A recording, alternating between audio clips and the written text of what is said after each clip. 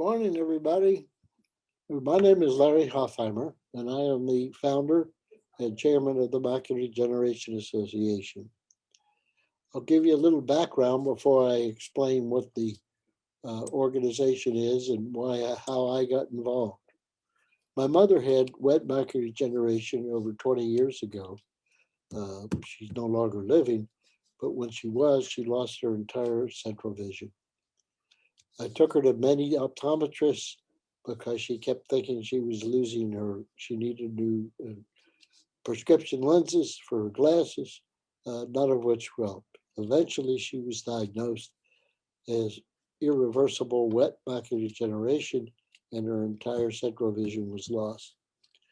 Going through this experience, I became very interested, having been a healthcare attorney in Washington, D.C. for my career, in doing something to help people understand what macular degeneration is all about and what age-related macular degeneration, which is now approaching 11 million people in this country, which is almost an epidemic proportion.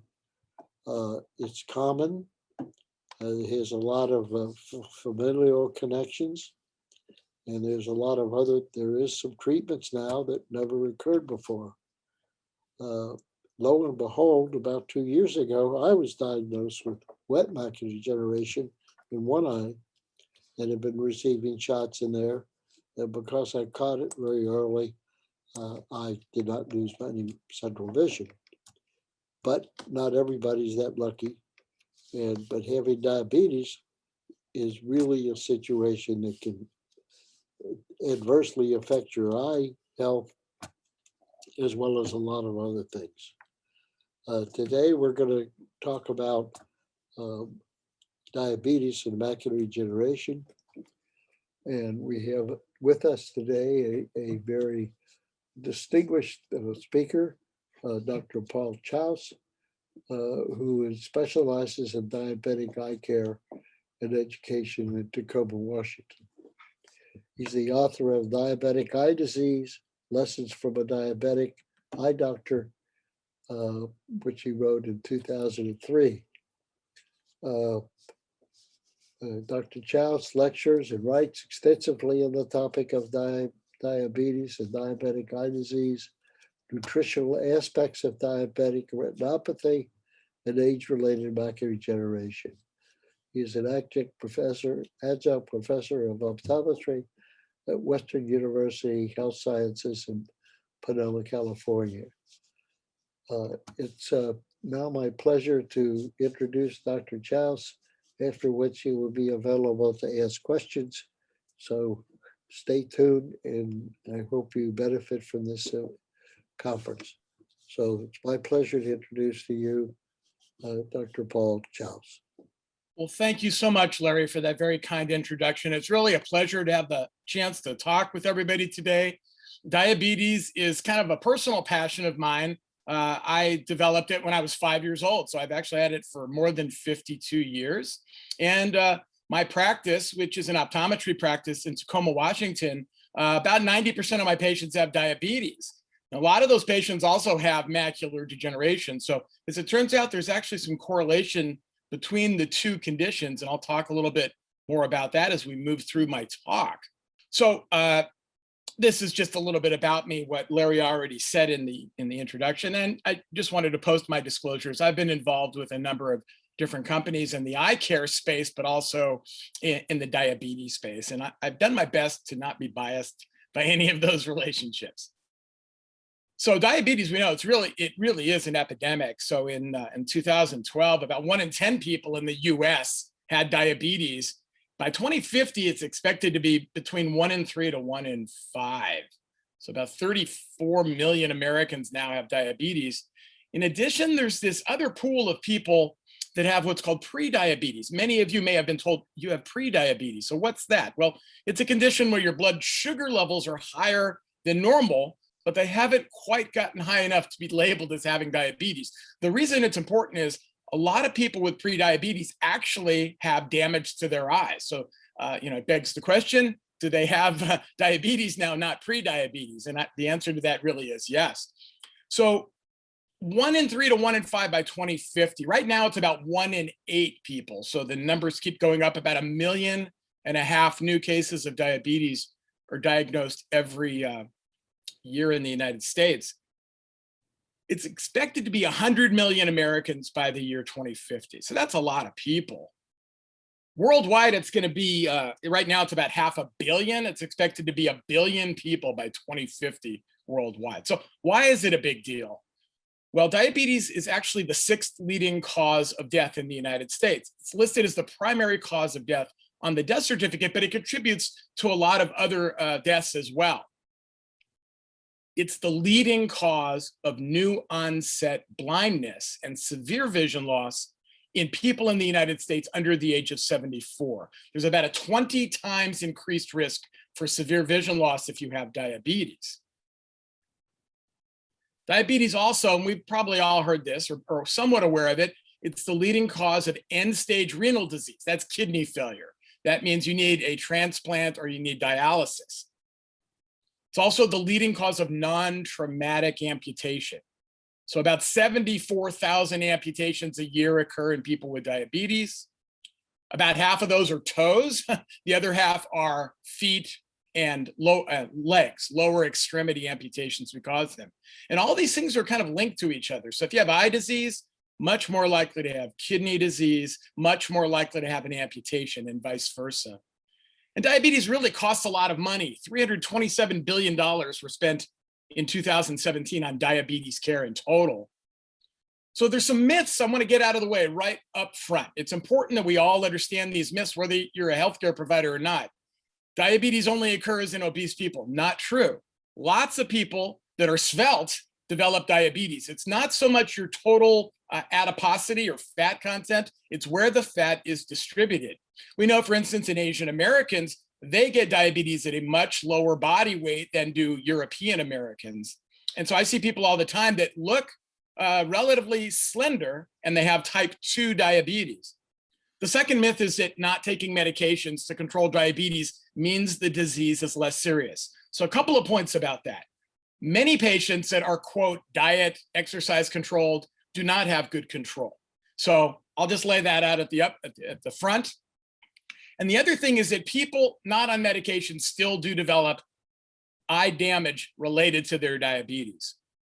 The next myth is that having type 2 diabetes is better than having type 1, and that usually relates to not needing injections of insulin every day. So the first thing is 1 in 3 people with type 2 diabetes are on insulin therapy right now. If you live with type 2 diabetes long enough, it's highly probable you'll end up on insulin therapy. The disease is progressive. And in fact, the risk of cardiovascular mortality, dying from a heart attack or a stroke, is higher in type 2 diabetes than it is in type 1 diabetes for a whole number of reasons. Type 2 diabetes is not hereditary. It is hereditary. It's much more transmissible from a parent to a child than is type 1 diabetes. That's a big fallacy that a lot of primary care physicians don't even know. Type 2 diabetes patients don't go blind. The majority of people who go blind from diabetes have type 2 diabetes. And it's simply a function of the fact that there's way more people with type 2 than type 1 diabetes, which is a disease where your immune system kills off the cells that produce insulin. And then the final thing, and this is maybe the most important misperception, is that patients will say, well, I know diabetes hasn't damaged my eyes because I see fine. Not true. You can have great vision in the real world or on an eye chart with diabetic retinopathy until the day you wake up and you suddenly do not. So these are all myths. So here's the critical message. Good vision on an eye chart or in daily life, as I just said, does not mean your eyes are healthy. So eye doctors, optometrists, and ophthalmologists, we spend our entire careers looking inside people's eyes to try to detect the earliest signs of diabetes in the eye, of macular degeneration, of glaucoma, a whole number of diseases that ideally we will detect and intervene for before patients develop symptoms. So of course, a normal eye, you've probably seen this slide before, but just to kind of quickly review it, to the left, we have the front of the eye. The cornea is the clear window on the front. Underneath that is the colored part of the eye, the iris. And then you've got this huge chamber in the middle of the eye called the vitreous humor. it's basically filled with clear gelatin, and there's little collagen fibers suspended in that. So a lot of us will have floaters in our vision because it's floating around inside that gelatin. And then in the back of the eye, you have the retina, of course. In the middle of the retina is the macula, and that's what gives us good, detailed, and color perception. So unlike macular degeneration, which typically will muck up, the macula, in isolation, diabetic retinopathy does affect the macula, but it can affect the entire retina as well. So what is diabetic retinopathy? This leading cause of blindness in working age Americans. Essentially, hyperglycemia, a fancy word for high blood sugar levels, it damages the small blood vessels wherever they occur in the body, the kidneys, the neurons that go to your hands and feet. The aorta of the heart has a lot of small blood vessels actually servicing it, and then the retina and the kidneys. So the retina has a ton of small blood vessels, and when blood sugar levels are high, the blood vessels in the retina get damaged. They leak fluid, serum, and sometimes you get blood leakage. And ultimately what happens is the blood vessels shut down. The capillaries, the tiny blood vessels you can't really see by directly looking into the eye, start to close off. And that creates a stimulus for the body to start growing new blood vessels. And unfortunately, it's a very similar process to what happens in wet macular degeneration. The body sends out these proteins that make these new blood vessels grow, but they're highly abnormal. They bleed profusely like crazy, and that can lead to scar tissue that detaches the retina from the back wall of the eye, and that can result in total blindness. So another critical message, I'll try to hit you with these as I go through. Diabetic retinopathy remains the leading cause of severe permanent vision loss in working age Americans. Another message, many patients with sight-threatening retinopathy have good vision in the real world or in an eye doctor's office until the day they don't. You cannot rely on symptoms. And it's true that if you live long enough with diabetes, you're going to get diabetic retinopathy. The biggest risk factor is how long you've had diabetes. So the best way to prevent vision loss from diabetes is to try to not get diabetes in the first place. And then if you do get it, of course, take good control of yourself. So here's a patient who said, I saw fine yesterday, and he came into my office and he said, I can't see. And here is his macula. And what's that big kind of V-shaped, boat-shaped red spot you see there in the middle of his vision? That's a hemorrhage. It's a gigantic hemorrhage. This person has abnormal new blood vessels growing on the surface of the optic nerve, which is that little circular pinkish area to the right. And those new blood vessels are leaking. And so this patient has blood blocking his vision. Now, that will eventually clear, or it can be surgically removed, but the horse is out of the barn, as it were, and this patient's at high risk for losing vision permanently without intervention. But we don't want to catch people when they get to this stage.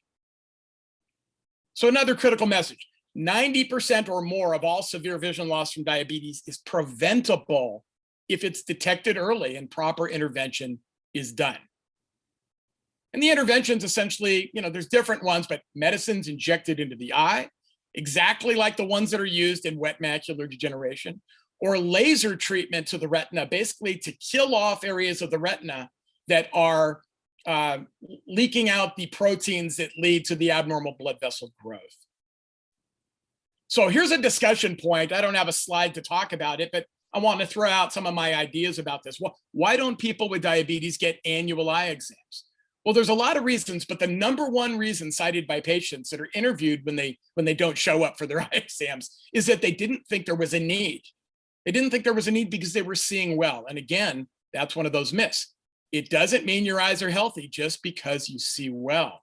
The other reason was related to lack of insurance or access to medical care, people that live in rural communities, not having proper, transportation. There's a whole litany of factors that can contribute, but it's just something we all need to be aware of. So if you have friends with diabetes that aren't getting their eyes examined regularly because they don't feel safe driving anymore, be a good friend and help them get to the eye doctor's office.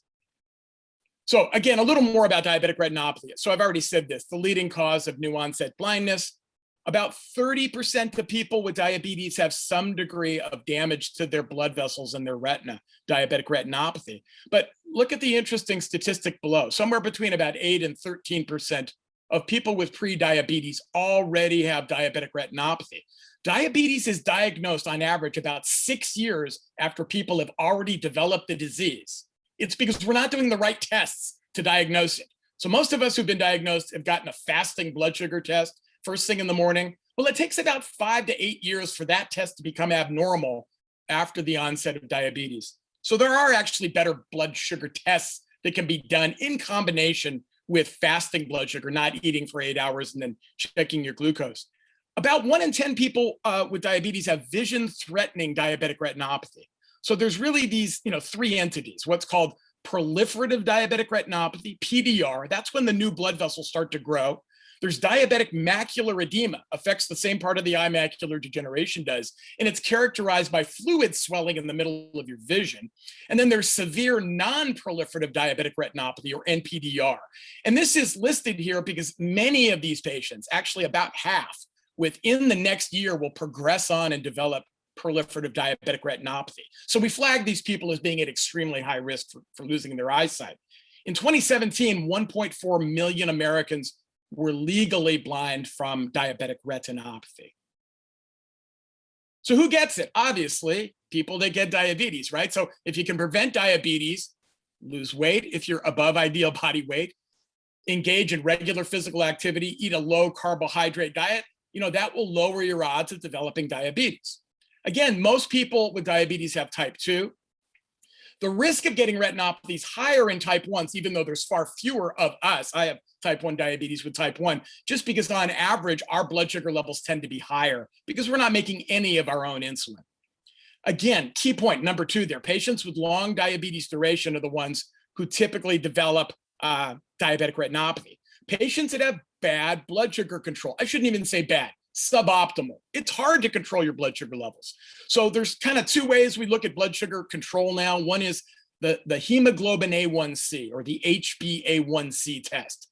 A lot of people just say euphemistically A1C. It measures how much sugar sticks to your red blood cells. And the red blood cells turn over about every 2 to 3 months. So by measuring how much sugar stuck to the red blood cells, it kind of sort of gives you an average of the last 2 to 3 months blood sugar levels. So if your A1C number is high, that means you've had a high amount of blood sugar in your bloodstream for about the last 2 to 3 months. There's another metric called time in range, glucose time in range, which just means what percentage of the time is your blood sugar kind of in a normal range as compared to being out of a normal range. Patients that have high blood pressure that's not well controlled are much more likely to go blind from diabetes. And then patients that have other blood vessel complications or vascular complications are more likely to get retinopathy. People that have peripheral arterial disease, people that have had heart attacks, have any kind of coronary artery disease are much more likely to get diabetic retinopathy, and vice versa. The 2 are linked. So this just is, a quick graph to show you this on the x-axis, right, going across horizontally, is how long people have had diabetes. And you can see that the likelihood of having any retinopathy in black, sight-threatening retinopathy, which is kind of gray, or proliferative retinopathy, which is in a slightly darker color of gray, go up the longer patients have the disease. The important note here is that by 11 to 15 years out, more than 65% of people with diabetes will have some damage to their retinas. And that's actually not directly related always to their blood sugar levels. Some people have excellent blood sugar control and they still develop bleeding in the eye from diabetes. Here's the A1C value, and it's just another graph that shows you as the A1C goes up, again on that bottom line, the risk of developing these various diabetes complications goes up. And the one that has the tightest link to A1C is actually diabetic retinopathy, kind of that upper curved line that you see there. So this is one metric I tell my patients to remember that have diabetes. If your A1C is, let's say, 8%, that's an average blood sugar of about 200, that if you can lower it by 10%, so from an 8% A1C, 10% less would be a 7.2%, you cut the odds of having diabetic retinopathy develop or get worse, significantly worse, by more than 40%. So you get a pretty good bang for your buck by lowering your blood sugar levels even a little. So normal A1C is actually under 5. So for people with diabetes, the general rule is you want the A1C to be under 7, ideally under 6.5, if you can do it. So glucose time in range. So this is a new metric. A1C is really becoming outdated. Most diabetes specialists say that A1C is kind of an anachronism now because it's not as predictive as we once thought it was. This is a new metric that I actually put more faith in. It's called the time in range. Again, it measures what percentage of the day, week, month is your blood sugar in this relatively normal range between 70 and 180. The unit is milligrams per deciliter. It's just how much sugar is in your bloodstream. And, for any given time in range, there's a wide variation in what somebody's A1C is. They're related, but not as tightly as you would expect. I'll put it another way. We know that a person with an A1C of 9 might actually have better blood sugar control than somebody whose A1C is 7. So that means the A1C test is not the gold standard we've assumed it to be for so long. Here's the key message at the bottom. If you can increase your time in range, so you're in the normal range more often, you lower the odds of developing diabetic retinopathy. When the time in range gets worse, so you're not in a good range, if you're in the good range less time of the day, your risk for developing diabetic retinopathy or it getting worse goes up about 64%. And this is totally independent of the A1C. So how do you know your time in range? Well, if you're on any therapy for insulin, one strategy is to wear a continuous glucose monitor. I'll show you an example of that. It measures your blood sugar every 5 minutes, teaches you, the person, how to think like a pancreas so that you can control your blood sugar levels better by eating less food, exercising, taking your medicines on time, that sort of thing. So here's an example. On the right there, this is a stock photo of somebody wearing a continuous glucose monitor. And so it's a little wire that's injected under the skin. It sits there, depending on what model you use, between 10 and 14 days. And it beams back to your phone or a little receiver, your blood sugar level. The coolest thing is if you look on the left there, the person's blood sugar is 71. There's an arrow there pointing down. That means that patient's blood sugar is dropping rapidly. The person on the right, they're 202, but it's going up, not straight up, but it's going up. And basically, these arrows are calls for you, the patient, to do something to try to intervene. Low blood sugar can kill you. So anything that alarms you for low blood sugar is really helpful if you have diabetes. Here's the newest kind of iteration of these monitors. It's called the Freestyle Libre. I don't work for the company. I don't think I have stock in them, but they've actually shown that if you wear this device, you can dramatically lower your blood glucose levels. So you wear it on the arm and you scan it. It does the same thing, except it doesn't alarm when you're getting low. And this is just what I have already said to you on the, it may be too complicated, but the goal if you have diabetes is to get your time in range to 70% or above. And the only way you can really do this is by wearing a continuous glucose monitor or checking your blood sugar on your own at home multiple times a day to see, kind of what percent of the day am I in this range that I want to be in. So again, this just shows the risk of retinopathy against time and range. So is there a link between age-related macular degeneration and blood sugar control? And the answer is yes. We know that patients that have a higher carbohydrate diet, what we call a high glycemic index, are significantly more likely to get advanced macular degeneration. It actually doubles the risk if your glycemic index, that is how fast the foods you eat jack up your blood sugar levels after you eat them. So lowering your glycemic index in the age-related eye disease study was almost as effective as taking the AREDS vitamin that they use to lower the risk of getting wet macular degeneration. So this is an important message. I think that not enough eye doctors, including retina specialists, are conveying to their patients. Whether you have diabetes or not, eat a low-carb diet. It will help your AMD. Diabetic retinopathy, if you have it, actually triples the likelihood that you're going to get dry or wet AMD based on, research. And if you want to prevent and minimize diabetic retinopathy and AMD, I already said this, eat less refined carbohydrate. Avoid high fructose corn syrup. Don't drink soda pop or minimize the dosage of the soda pop. You can eat foods you like, just try to not eat too much. Too much of anything can be bad, right?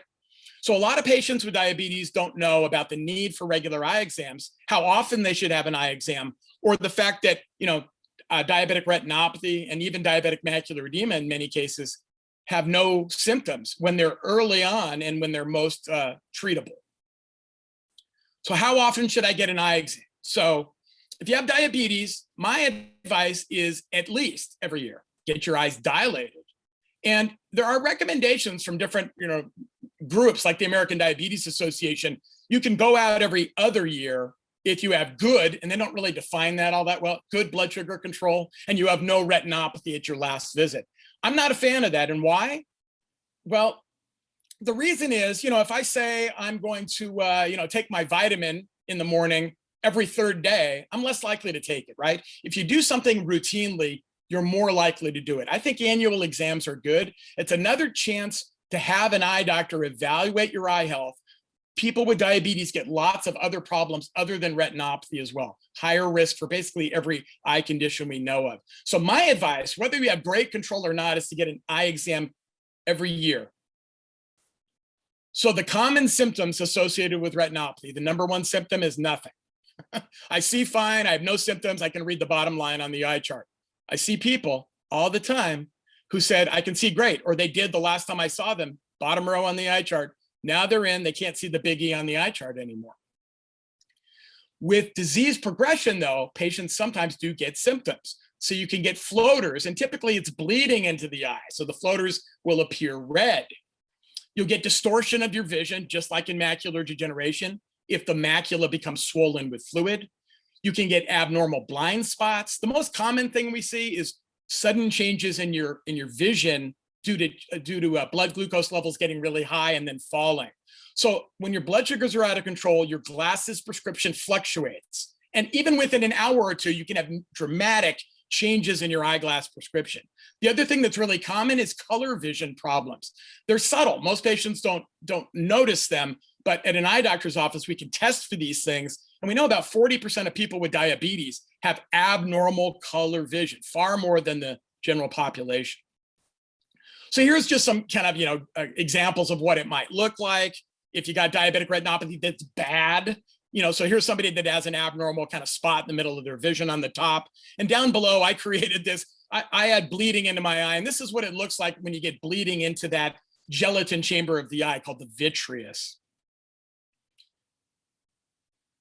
So, and here's, this is kind of another image taken, I think, from the Centers for Disease Control of somebody that has floaters on the top left. An Amsler grid, which I know a lot of people with AMD use, it's not the best test, but you can get abnormalities there too. You get traction on the retina, fluid swelling, and you can pick up on that sometimes with one of these grid tests. Sudden changes in vision on the bottom left there, and then diminished color perception. So just to, give you an example of what some of the things that might happen. But again, we don't want to wait for these things to happen. We want to catch the disease earlier so we can treat it. Again, key message, most important symptom, most common symptom, no symptoms. So a normal retina looks like this. And you may recognize this maybe from previous talks that you've heard. This is a left eye. So on the left, we see the circle, that's the optic nerve. On the right, that dark area, that's the macula. Again, that's where all the light focuses. It's a black and white retinal photograph. And these are really helpful for eye doctors and patients too, because it highlights the blood. So if you got blood leaking out of blood vessels, you can see it better on a black and white photo, what we call a red-free photo. Here's an OCT. So this is the previous picture here turned on its edge. So what we're doing here is we're scanning through the back wall of the eye using light waves. And the little divot there is the center of the macula. So this person's totally normal. This is what a normal retina is supposed to look like. On the left is the optic nerve, that little kind of protrusion that sticks up a little more. So here's somebody with early diabetic retinopathy, has 20/20 vision, no symptoms whatsoever. It's difficult to see. If you don't know what you're looking for, you're going to miss it. And I have to kind of lean in. So around the macula, a little bit to the right of the center of the macula, this person has a couple little tiny red dots. Those are called microaneurysms. They're like miniature water balloons. So the capillaries get damaged by high blood sugar and they swell up like a water balloon. And in and of itself, that doesn't cause any loss of vision unless the capillary is so damaged, it starts to leak fluid into the macula. That can muck up your vision. So person has 20/20 vision. Here's another patient, worse retinopathy. We would call this moderate. Person still has 20/20 vision. So you see there on the right below the circle, the optic nerve, there's what we call a flame-shaped hemorrhage. Kind of looks like, kind of fans out. And then those white spots you see are dead areas of the retina. We call those cotton wool spots. And those are areas where the retina has lost circulation. The retina dies, turns white, and within a week or so, they go away. So you wouldn't know the patient had them unless you were fortunate enough or unfortunate enough to see them during the eye exam. What sight-threatening retinopathy? And these patients both have 20/20 vision. Key point. Person on the left has proliferative retinopathy. So if you look at the circle there on the left, the optic nerve, on the surface of the nerve, especially down below, you can see fine lacy blood vessels. And those are abnormal blood vessels that put this patient at super high risk for becoming blind. There's a lot of bleeding in the retina as well, but the bleeding we don't worry about as much as we do those abnormal blood vessels growing on the nerve. On the right is the most common cause of vision loss in diabetes, and that's DME, diabetic macular edema, fluid swelling. And what we're seeing there, the white stuff in the photo on the right, is proteins and fats leaking out of the abnormal blood vessels, and kind of like leaving a water ring in a bathtub. That mucks up your vision, potentially, if it's right in the dead center. This patient, even though they have a lot of macular swelling, still has 20/20 vision. Here's an OCT. You remember the other one with the nice little divot in the middle. This person, all the dark areas on the OCT. So look at the greenish area. Within the green area, which is the retina, you can see a lot of darkness. And that's fluid swelling within the retina itself. So it's just another way of looking at the same entity. Here's what we're trying to prevent. So the person that was on the previous page on the left, if they're untreated, will go on to develop this. So the retina has become detached because the new blood vessels bleed, they cause scar tissue, and it literally pulls the retina off the back wall of the eye. We call this a traction retinal detachment. This person has 22,000 vision. So the biggie on the eye chart, 5 times bigger, that's all the patient can see with this eye now. We're trying to prevent this, obviously, right? And we do it by intervening early. So one quick note I'll mention is some people, even though they have diabetes for decades, do not develop severe diabetic retinopathy. And this is the Joslin gold medalist study out of Harvard University. And they showed that, some patients live with diabetes 50 or more years and don't get severe retinopathy. Most do, but few, less than half did not get severe retinopathy. And as it turns out, I think this might be important, nobody got severe retinopathy if they didn't have it after about the first 20 years, first 18 years. So my message to patients with diabetes is keep your eyes healthy for the first 20 years of diabetes. It may protect you from getting bad retinopathy down the line. Good control doesn't eliminate the risk. I kind of already alluded to this. So your 10-year risk for getting proliferative retinopathy, right, the worst form of the disease, or macular edema, in somebody who's just diagnosed with diabetes, has a great A1C of 6.5, and the blood pressure is 120/80. The risk for getting that blinding eye disease is still 4%. 4% is not 90%. It's great, but it's not zero. That's the message. And if you have early retinopathy, the risk goes up to about 8.5%. Here's a risk calculator that you can get for free. You can do it on your phone. I had a hand in helping this company. They're in Iceland, come up with this calculator, but basically you put in how long you've had diabetes, your gender, do you have any retinopathy now, your blood pressure, and your A1C, and it will tell you what is your 1, 5, and 10-year risk for developing sight-threatening diabetes changes to the eye.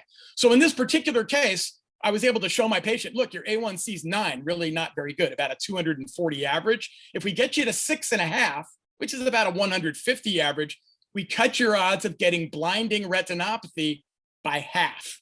So that's a pretty big reduction in risk. Early diagnosis saves vision. Again, if we catch it early, we can do more about it before patients have symptoms. And when blood sugar and blood pressure and blood cholesterol control is most important is early on. Once you start getting really bad diabetic retinopathy, it's nowhere near as beneficial to get your blood sugars under control for the eyes, at least. It might be for your heart and your kidneys, but it's not really all that helpful for the eyes. So the key message here is you want to get control of your diabetes early on. Don't let it remain high for 5, 10 years. An unfortunate statistic is that half of patients with type 2 diabetes for 5 years have an A1C above 8%. The other unfortunate news, I'm not blaming it on patients. More than half of doctors, when the A1C is too high, don't intensify their patient's treatment because they don't want to freak the patient out. Oh, you might need insulin now. Well, I'd rather take insulin than become blind or lose a foot or have my kidneys fail. So PCPs are not doing a particularly good job. They just ain't. I'm sorry to say it, but that's the reality. So if we find diabetic retinopathy earlier, it allows us to examine patients more frequently when they're at higher risk for progressing on to vision loss. So this is what you should be asking your eye doctor every time you see them if you have diabetes. Number one, the basics. Do I have any sign of diabetic retinopathy? A lot of patients who have retinopathy claim, I was never told I had retinopathy. So you got to make sure as the eye doctor, you tell your patient, but in case your doctor doesn't want to worry you, you should ask, do I have any changes? If I have it, how bad is it? Do I need treatment? And the answer most of the time is going to be no. We just want to watch you closely, try to take maybe a little better care of yourself, come back in a year, maybe sooner if we're more concerned about you. The next question to ask your eye doctor, when do you want me to come back? You know, that's important. You should hear that from your eye doc.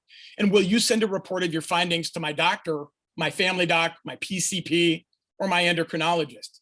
So my feeling is that if you're an eye doctor and you're not sending a letter back to the patient's primary care doc or their endocrinologist, you shouldn't see the patient. It's our responsibility to work collaboratively with your other physicians to keep you in good health.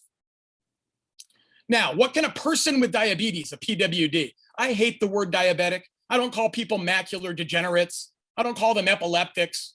I don't call them cancerous, right? So don't call people diabetics. That's my personal view.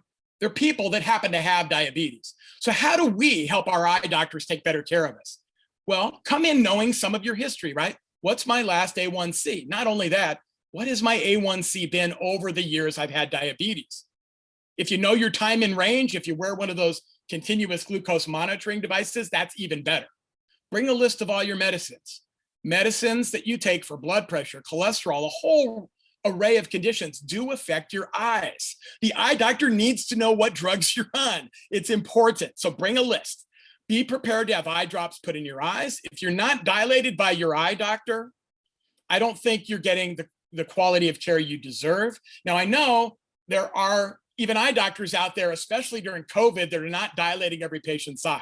And I think almost for this year, we got to cut ourselves some slack. But ideally, you want your pupils dilated because it allows the eye doctor to see your retina, not just see it well and see all of it, but to see it in 3D. Depth perception is really important for picking up on many of the eye diseases associated with diabetes. And then if you can, come in knowing your doctor's name, ideally knowing their address, maybe their phone number or their fax number, to help us in eye care make sure your other doctors get a report from us about the results of your eye exam. Treatment saves vision. This is really important. I already said this, 90% of vision loss is probably preventable if we catch it in time. So laser treatment of the retina has been shown, multiple studies, to dramatically reduce the risk of becoming blind, especially from proliferative diabetic retinopathy, the new abnormal blood vessels growing. More recently, injected medicines called anti-VEGF drugs, anti-vascular endothelial growth factor, the same drugs used for wet AMD, they've been shown to not only treat diabetic retinopathy and diabetic macular edema, but actually make people with no symptoms get better. So it can almost pull or turn the clock back in terms of the severity of somebody's disease. I'll show you an example of that right here. So on the left is a person that has severe non-proliferative retinopathy, no new blood vessels growing yet, or maybe they do. I apologize. They do have proliferative retinopathy. I just saw it. So that big blot of blood there tells us, yeah, there's new blood vessels probably bleeding into the eye.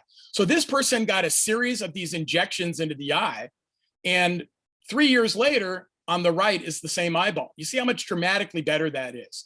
So in this case, it wasn't just used to kind of make you better, but also to treat a blinding form of diabetic retinopathy. Critical message for diabetes patients, again, good vision on an eye chart doesn't equal healthy eyes. I say it again and again because it's so important to have this drilled into all of our heads. Patients have to be reminded consistently by all our healthcare providers about the importance of getting regular dilated eye exams by either an optometrist or an ophthalmologist. Another critical message, and I said this earlier, and it's a little bit of a bummer. Nearly all patients who live long enough with diabetes are going to get retinopathy. They just are. If you a lot of people die from heart disease before they get bad retinopathy. So, you never really see it because they didn't live with it long enough. But most people after 20 years with diabetes, type 1 or type 2, will have retinopathy. The key, it's just like macular degeneration. If you're going to get it, you want it to be mild, right? If you have a few of those little drusen in your retina, technically you have macular degeneration. But if your vision is good, you don't want it to get worse, right? That's a better type of macular degeneration to have, right? So the same thing is true with respect to diabetic retinopathy. We want to keep it from becoming severe. Another critical message, almost all severe vision loss caused by diabetes can be prevented with this combination: good diabetes control, annual eye exams, and then getting treated when it's appropriate to treat you.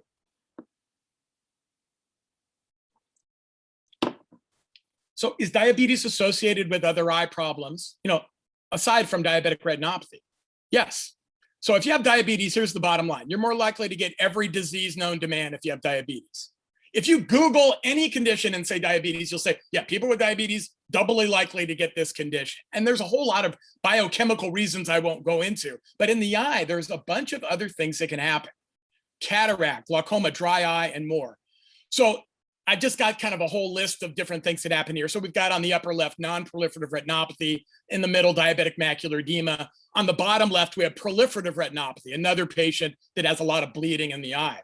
On the upper right is an example of a cataract. So this is the lens at the front of the eye. When you're born, it's transparent, and a cataract is simply when it gets cloudy. Every human being on planet Earth gets cataracts. If you live long enough, you will get cataracts, 0 exceptions. The question is, how bad are they? If they're not bad, we leave you alone, okay?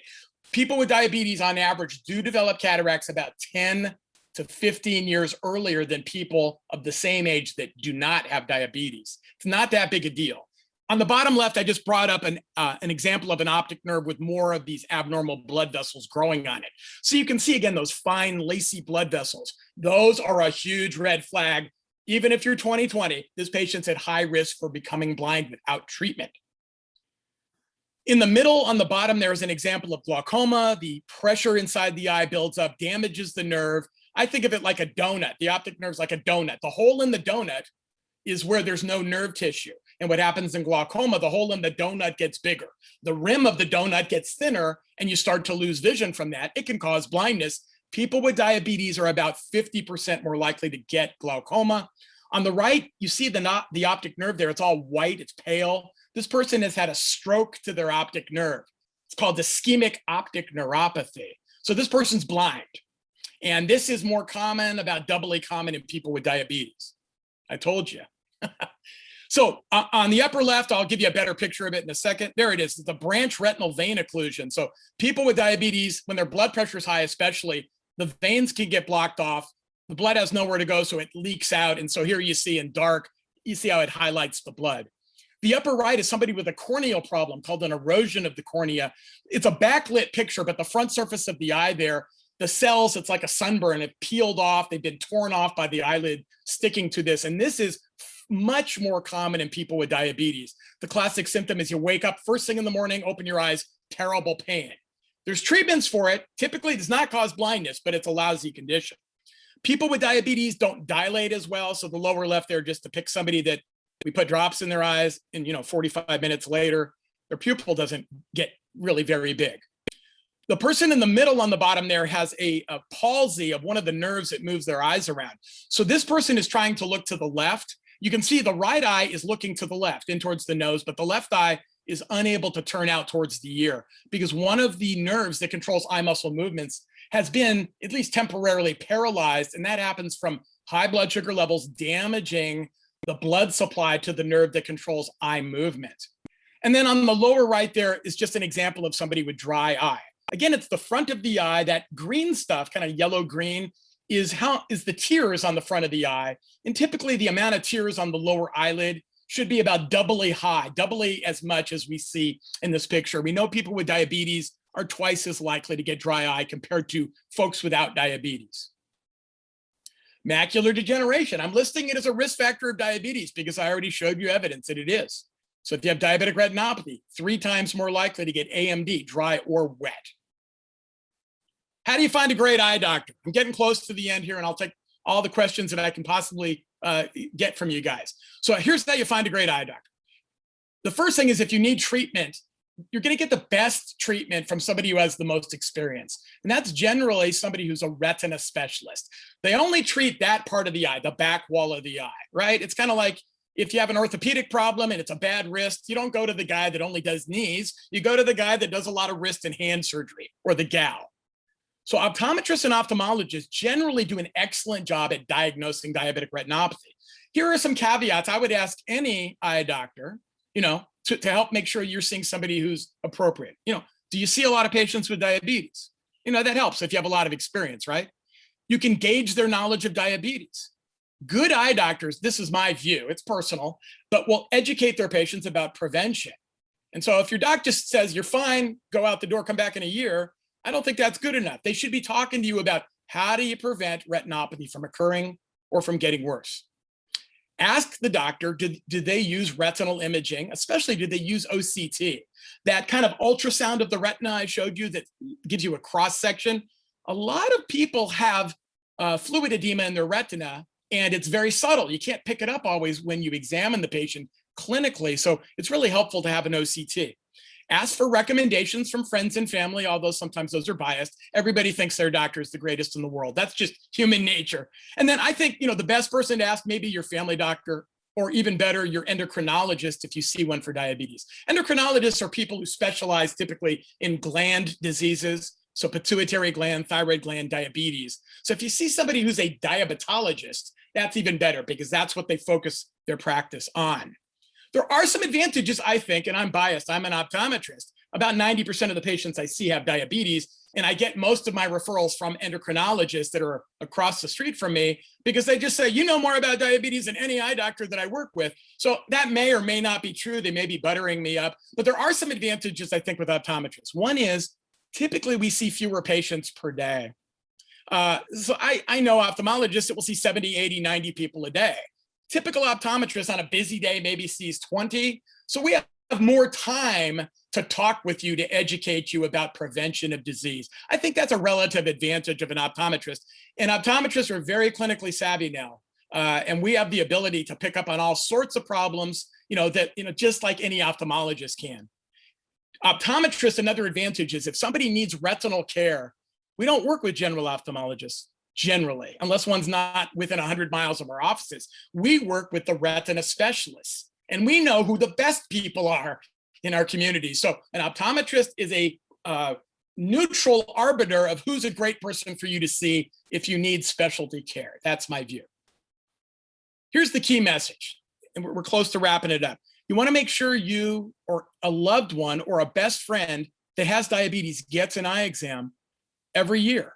Even if you have no symptoms, even if you see well and think you don't need it, you do need it. And again, if you have diabetic retinopathy, it increases your odds of having kidney failure and having a foot amputated. And you want to know that so that your other doctors are aware of it, so they can help prevent you from having kidney failure or from losing a toe. You should get more frequent eye examinations, more often than every year, if it's recommended by your eye doctor. And we base the recommendation on a couple of things. Do you have retinopathy? Number one. Number two, is it more than mild? If it's more than mild, typically we want to see you more often. Do you have lousy blood glucose control? If you do, we may want to see you more often.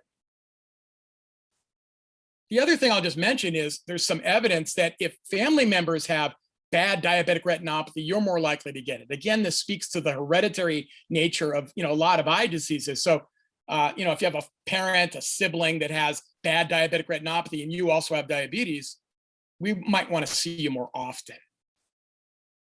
So I think I'm down to the end here. Every person with diabetes is at risk for vision loss.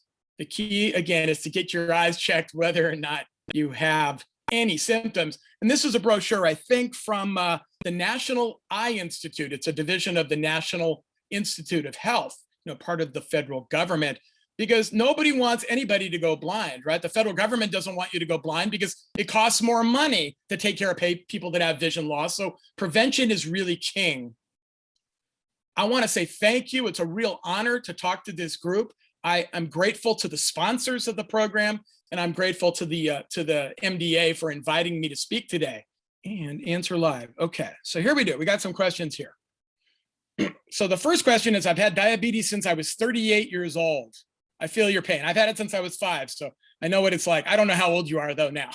I am now, okay, probably now in my 60s. There we go. Thank God my vision is still very good. My A1C has been in the 9s lately. Should I be worried that my eyes may be affected by diabetes? Absolutely. 9 is terrible. Okay. There's no other way to say it. Your physician, if your A1C is 9, should be instituting more rigorous care. If you're on diet control, diet uncontrol, I call it, talk to your physician about going on meds that lower your risk. There's some great new medicines for diabetes. And I'll name a couple names. I don't work for the companies. Jardiance, it's on TV all the time. Ozempic, on TV all the time. These drugs cut the likelihood of having a fatal heart attack or a stroke nearly 50%. They lower your blood sugar as well. 9% is too high. You should definitely be worried.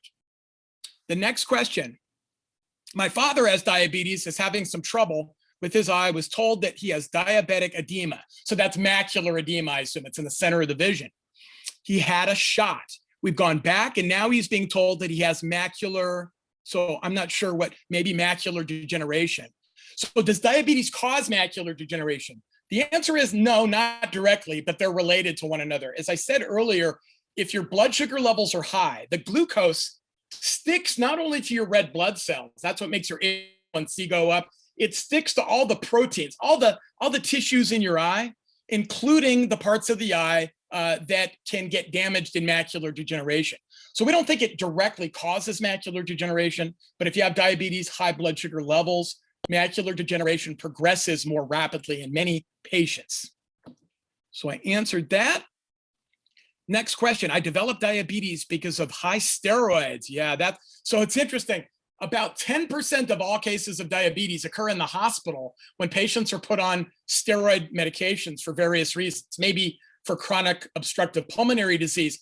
Steroids are notorious for jacking up your blood sugar levels. They wreck your insulin sensitivity. That means how well does insulin work in your body? You might make insulin, but you need a lot more of it in order to get blood sugars reduced. So let me read after that. High steroids that I needed to take for lupus.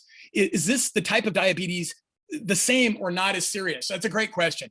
So if you get off of the steroids and your blood sugars return to normal, you don't worry about it as much. But if you need to be on chronic ongoing steroid therapy, and a lot of patients do, patients not only with lupus, with rheumatoid arthritis, and a whole number of other like autoimmune diseases have to be on chronic steroid therapy. And so if the blood sugar levels, it's all about time. If they remain high for extended periods of time, we're talking, years, that's when you have to worry about diabetes and high blood sugar damaging the eye.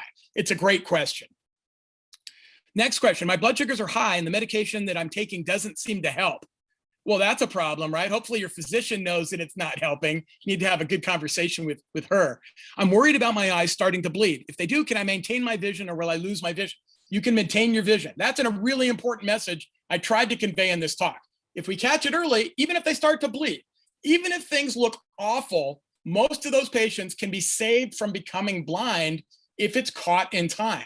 What you don't want to do is go to the eye doctor when you've been blind for the last several months. I've seen this over and over again, especially it seems like with male patients. Men don't go to the doctor till body parts start falling off. Women, I think in general, just do a better job. They're more cognizant of their own health. It doesn't mean you're gonna lose your vision because your blood sugars are high. What you need to do, make sure you get an eye exam, number one. Secondly, have a discussion with your family doc. If they're not able to get your hemoglobin A1C to an appropriate level, and appropriate depends on how old you are.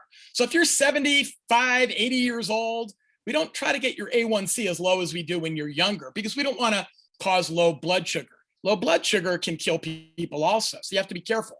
But if your blood sugar is way too high, you might ask your primary care doc to send you to an endocrinologist.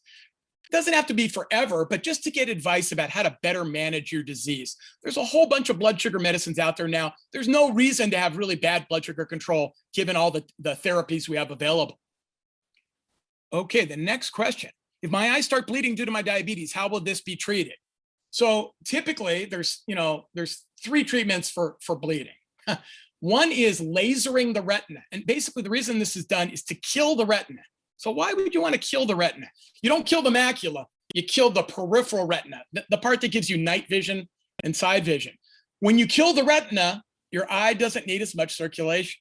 I mean, it's kind of like cutting off your nose to spite your face, right? But if it saves your macula, it preserves your vision. So that's commonly done for really bad retinopathy.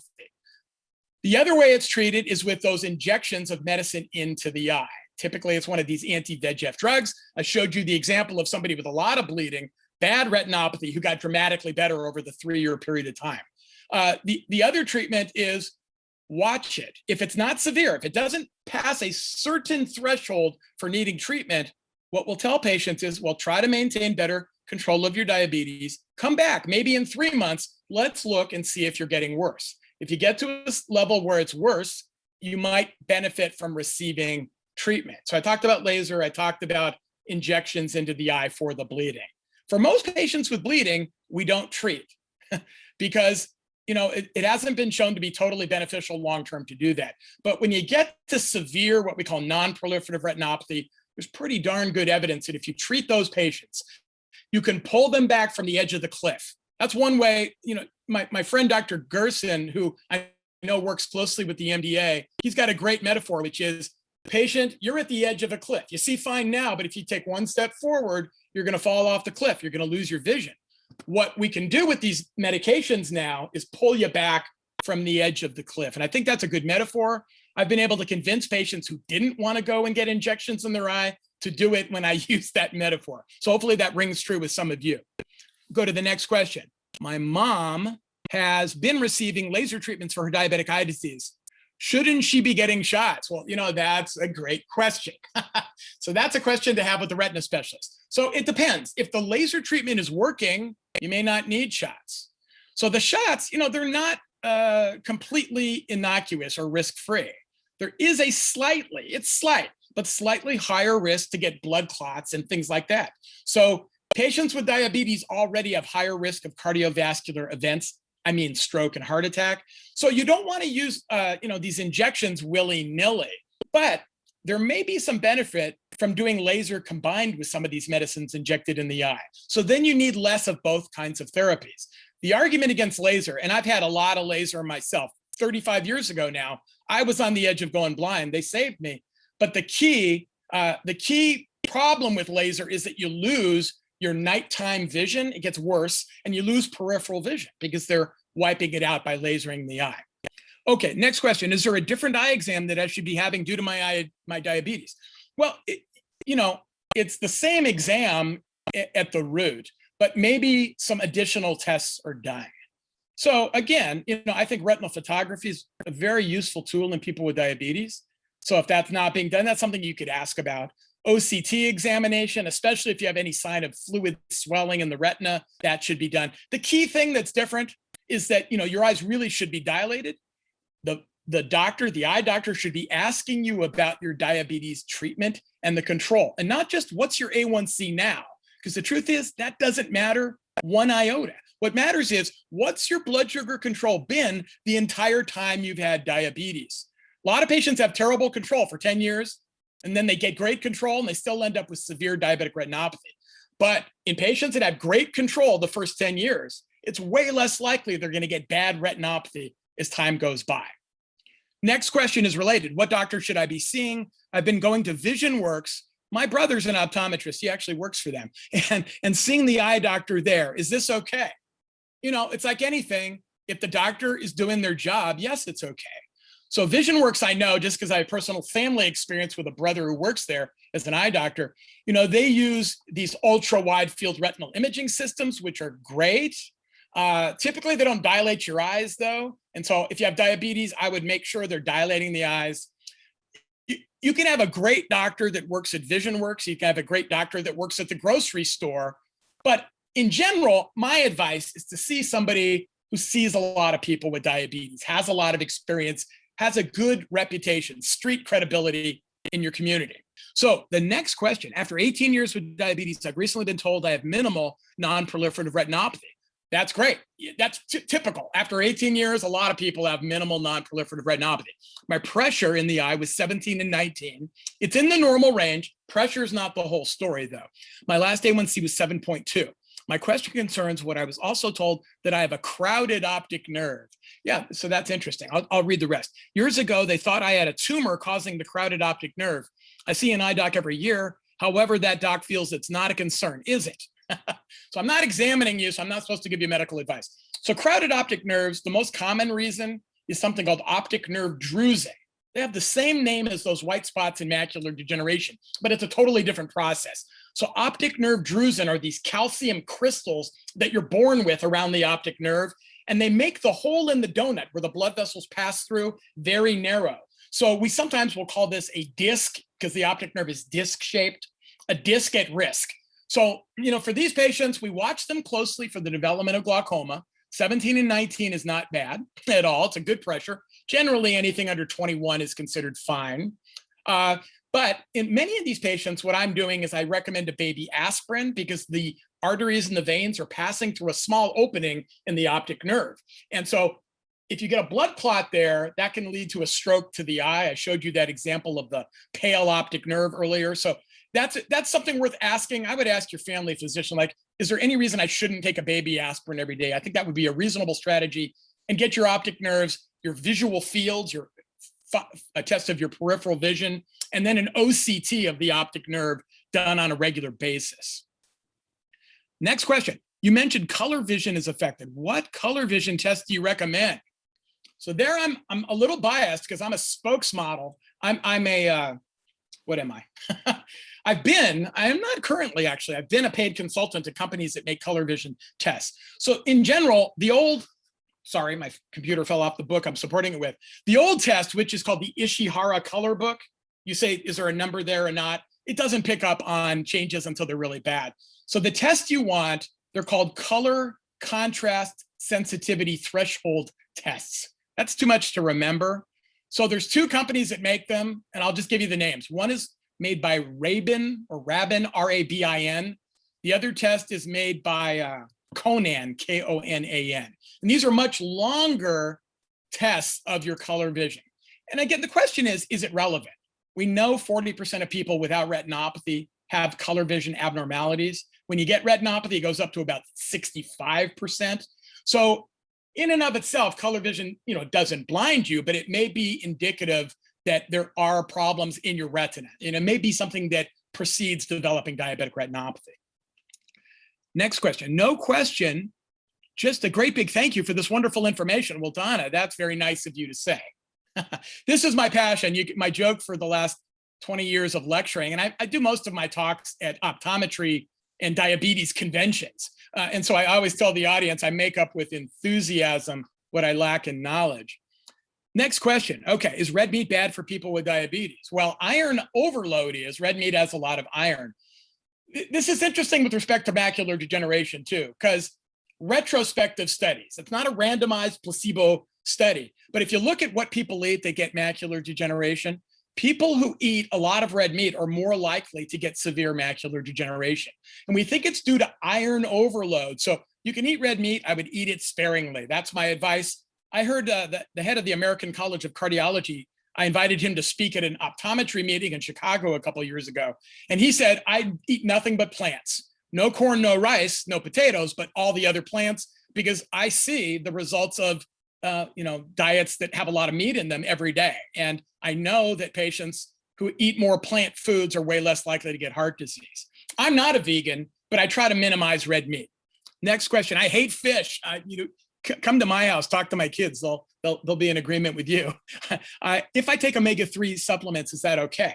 As long as you're not allergic to fish, yeah, it's okay. There is some evidence that omega-3s, in the diet at least, lower the risk of getting blinding diabetic retinopathy. So a big trial done in Europe called the PREDIMED trial compared a Mediterranean diet basically to the American Heart Association standard diet. And they had to stop the study early because people that had the Mediterranean diet were getting way less strokes than the people that had the low-fat American Heart Association diet. But one of the things that came out of the study was that people who had in their diet 500 milligrams a day of omega-3 fatty acids. So you can get it, this was from diets, from fish. Sardines are a great inexpensive source. But the people that had at least 500 milligrams a day were about half as likely to have developed severe diabetic retinopathy.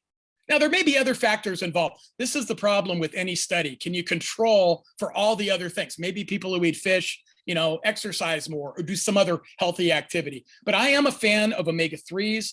Your brain is made of omega-3. So I think taking an omega-3 supplement makes a lot of sense. They also are associated higher levels with reduced risk of heart attack. Okay, doesn't the laser treatment cause other problems due to heat of the laser? So as I alluded to earlier, you can lose your peripheral vision. You can lose your night vision if you get a lot of laser in the peripheral retina. When they laser the macula, which is still sometimes done, you end up with little blind spots in the middle of your vision.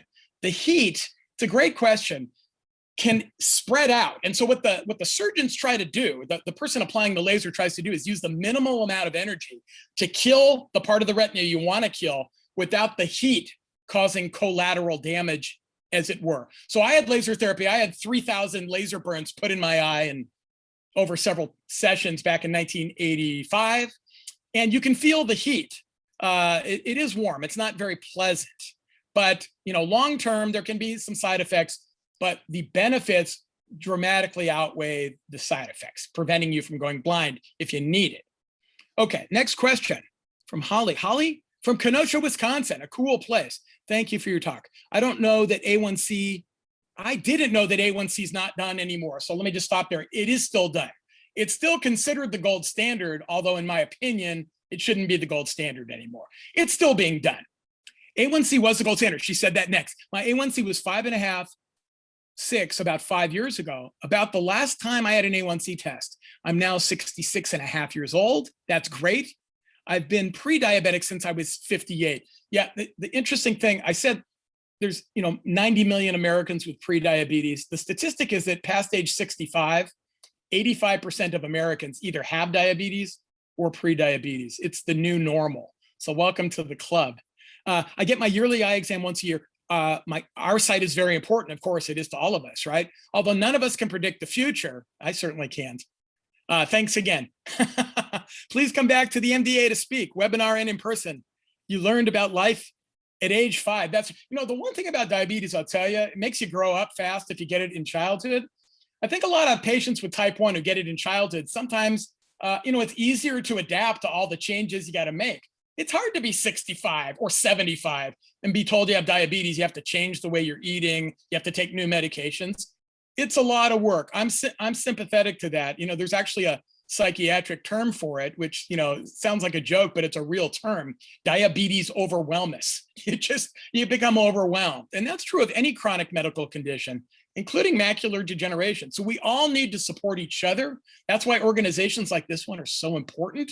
A lot of patients say, I wish I had been educated more about diabetes, or I wish I had been put in touch with other people that have the condition so I can share experiences. I think that's a really important thing that every type of doctor needs to be aware of. We need to make people feel like they're being treated not just as eyeballs or kidneys or feet, but as entire human beings that just so happen to have diabetes.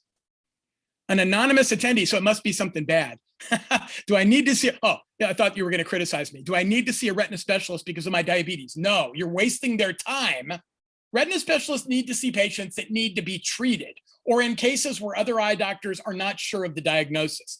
So retina specialists are very busy. If every patient with diabetes sees a retina specialist, it's great. It's not bad for you, but it's bad for the whole healthcare system because you are utilizing services that you don't require unless you already have diabetic retinopathy. And in fact, unless you already have at least moderate diabetic retinopathy, not mild, not minimal. That's my answer to that question. I think every retina specialist I work with would say the same thing. The next question, can you develop glaucoma because of diabetes? So you can. There's different types of glaucoma. As it turns out, there's generally probably 4 or 5 different categories of glaucoma. So neovascular glaucoma is a type of glaucoma that occurs when abnormal blood vessels grow, not only in the back of the eye, but in the front of the eye. And those can block the drainage canal where fluid drains out of the eye. And that leads to what we call neovascular glaucoma. So if you have diabetes, you're dramatically more likely to get that form of glaucoma. It's not common, but it does happen. So that type of glaucoma, diabetes definitely is linked to. Normal glaucoma, I'll say what we call conventional, we call it open angle glaucoma. is more common in diabetes. We think roughly 50% more common. And it may be because the sugar in your bloodstream sticks to the internal drainage canal in the eye. Basically, think of it like when you cook a turkey at Thanksgiving, you get that nice brown, golden, crispy texture to the outside of the turkey. Well, what's happening is the sugar, the glucose in the meat is combining with the, I said that wrong. The glucose in the skin of the turkey combines with the protein in the meat. And it forms this caramelized, nice, delicious tasting, turkey. The skin tastes great, right? It has a lot of flavor. That same process happens in your body when your blood sugar levels are too high. And it happens in every body part. So the glucose can stick to the drainage canal and harden it, stiffen it, caramelize it, as it were. And that can lead to glaucoma. It also leads, this caramelization process, to a whole bunch of other problems in diabetes, including higher risk of dementia, heart disease, kidney disease. Diabetes doesn't just affect the eyes, it affects the whole body. That's the key message there. That may be the last question. I'd be thrilled to take any more if there are any. If not, I want to really thank the Macular Degeneration Association for inviting me to speak. I hope you got some useful information from this talk, and I hope to see you again in the near future.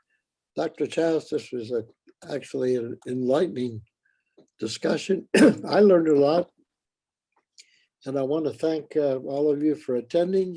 I want to remind you to go to our website called Macular Hope, one word, MACULARHOPE.org, and you'll see the future programs that we have planned for you.